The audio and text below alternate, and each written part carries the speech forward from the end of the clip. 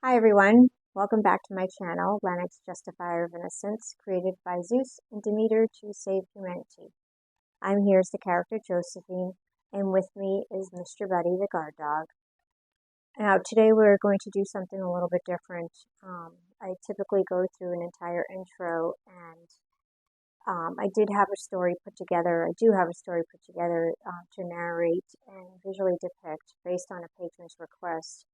However, based on what is going on in the world at the current times and what this channel is about, I cannot in good conscience go about business as usual without addressing some of this. Now, you may not all agree, but just know that what I'm telling you, what I'm addressing, comes from a place of love and because I care. So with that said, I'm going to go through some things, and hopefully you can all appreciate and we can all come together in some way. The world and life as we have known it is on the verge of collapse, and we here in the United States are not exempt to that fact. We won't all agree on everything, and that is okay. This is not meant to upset anyone or incite violence in any way. It is to make you think long and hard about the current state of our existence. For years, we have been programmed, conditioned to believe and behave in a manner that does not align with how our founding fathers intended us to be. In Congress, July 4th, 1776, a nation that at the time only comprised of 13 states, the unanimous Declaration of the United States of America, as follows. When in the course of human events it becomes necessary for one people to dissolve the political bands which have connected them with another, and to assume among the powers of the earth the separate and equal station to which the law of nature and the nature's God entitled them, a decent respect to the opinions of mankind require that they should declare the causes which impel them to the separation. We hold these truths to be self-evident, that all men are created equal. They are endowed by their Creator with a certain unalienable rights, that among these are life, liberty, and the pursuit of happiness.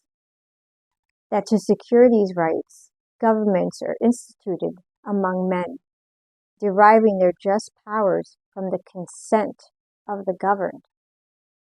That whenever any form of government becomes destructive of these ends, it is the right of the people to alter or abolish it, and to institute new government, laying its foundation on such principles and organizing its powers in just form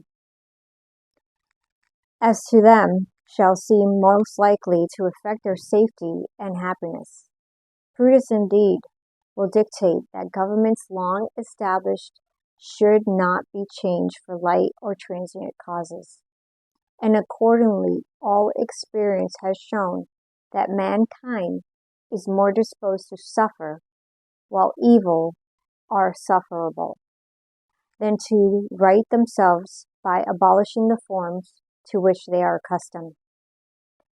But when a long train of abuses and usurpations pursuing invariably the same object evinces a design to reduce them under absolute despotism, it is in their right, it is their duty to throw off such government, and to provide new guards for their future security.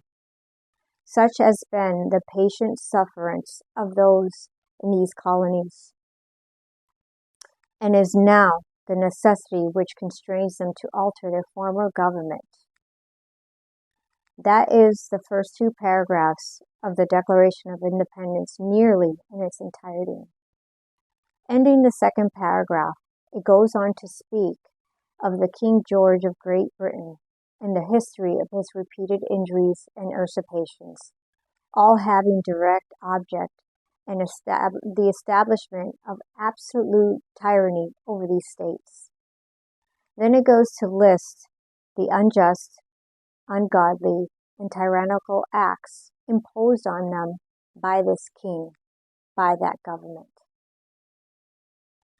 As you read along, you can equate many of these acts to what is transpiring in modern-day United States. Slowly, systematically, almost consistently, since at least 1990, to my recollection.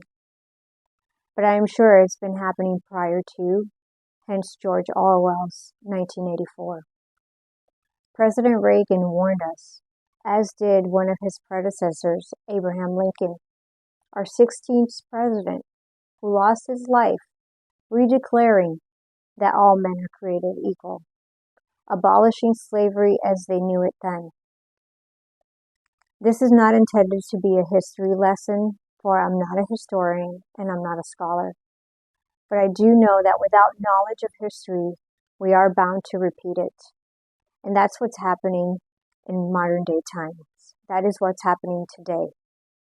Only worse, because it is being done under false pretenses, false declarations, fear tactics, gluttony, overt sexual perversions, and the glorification of violence and criminals, all which are being masqueraded under the woke ideology and social justice platforms.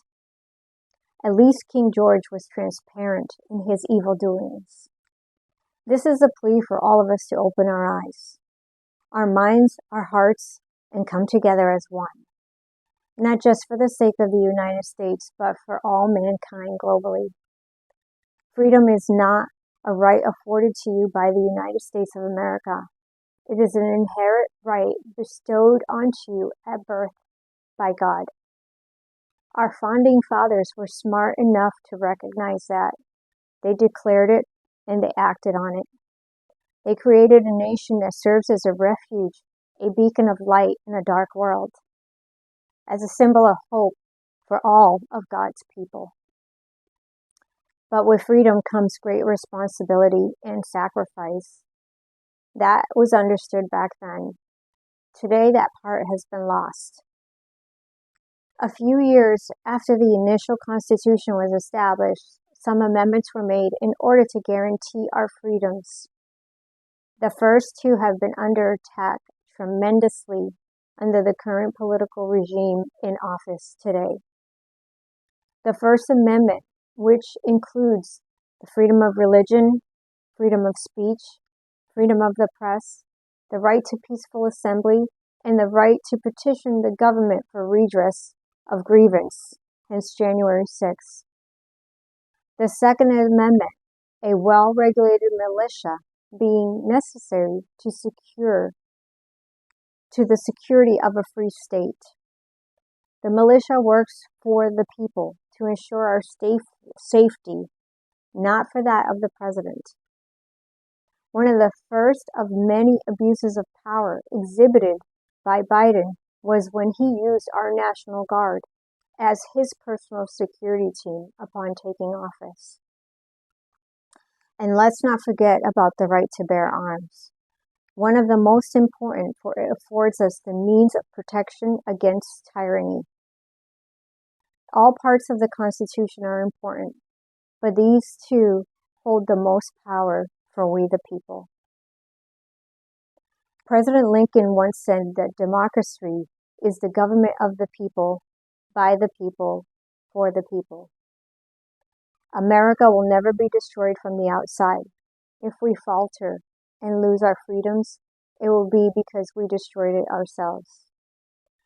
A famous paraphrase quote derived from his speech on January 27, 1838. At what point, then, is the approach of the danger to be expected? I answer, if it ever reach us, it must spring up on us, amongst us. It cannot come from abroad. If destruction be our lot, we must ourselves be its author and finisher. As a nation of free men, we must live through all time or die by suicide. America, a house divided against itself, cannot stand. I believe this government cannot endure permanently half slave and half free. I do not expect the Union to be dissolved. I do expect the house to fall, but I do not expect it will cease to be divided. These are all quotes from Lincoln, or quotes in which he has been credited for, all which stand true today. Our world has always had darkness since the beginning of time, but within this darkness there has been light, the United States of America being one of those lights. But it's flickering. People around the world are suffering, and we cannot pour from an empty cup. We must put aside our differences. We must stand together as a united front. Open your hearts, open your eyes, open your minds, and really listen. Pay close attention. I've been getting messages from friends who are terrified for what is to come, because there are many theories out there right now that we are about to be under attack, quietly and from within. We must not bury our heads in the sand and hope that when we look up, everything's going to be great, or we become complicit in the downfall of our great nation. And I will repeat, if you bury your head in the sand and pretend that none of this is transpiring, that none of this is real, you are complicit in not only the downfall of the United States of America, but humanity as a whole. Don't be so quick to dismiss these theories. Not all of them are conspiracists. Perhaps they're just critical thinkers. I implore you to step outside of your own selfish existence and do something for the greater good of all mankind. Who am I? I'm just a concerned citizen who loves her country and all life. We need to stand united because our country needs us. The world needs us.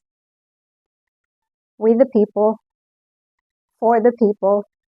In God I trust, and so should you. God bless you all.